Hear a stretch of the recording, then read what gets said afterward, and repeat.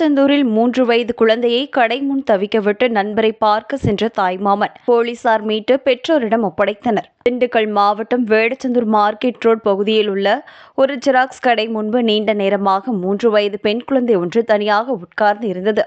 இதனை கண்டு அருகில் இருந்தவர்கள் குழந்தையிடம் உனது பெயர் என்ன, எந்த ஊர், யாருடன் வந்தாய் என்று விசாரித்த பொழுது குழந்தை பதில் சொல்ல முடியாமல் இருந்தது. வேடச்சந்தூர் போலீசாருக்கு தகவல் தெரிவிக்கப்பட்டது. சம்பவ இடத்திற்கு வந்த போலீசார் தீவிர விசாரணையில் ஈடுபட்டனர். போது கூவக்காப்பட்டியை சேர்ந்த பாலசுப்ரமணி என்பவர் பரபரப்பாக வந்து இந்த குழந்தை தனது அக்காள் நந்தினியின் மகள் காயத்ரி என்றும் வேடச்சந்தூருக்கு தனது இருசக்கர வாகனத்தில் அழைத்து வந்ததாகவும் தெரிவித்தார்.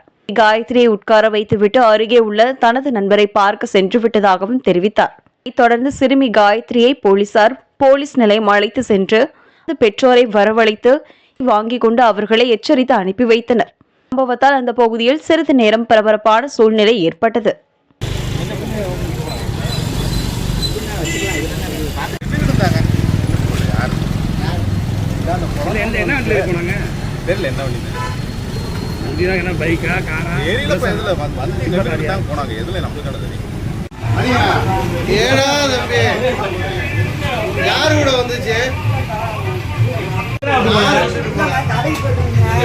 எந்த கடைக்கு போனா?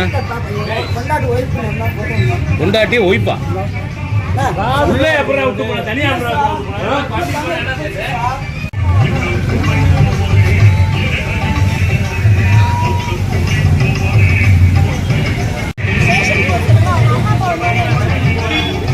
ஸ்டேஷன்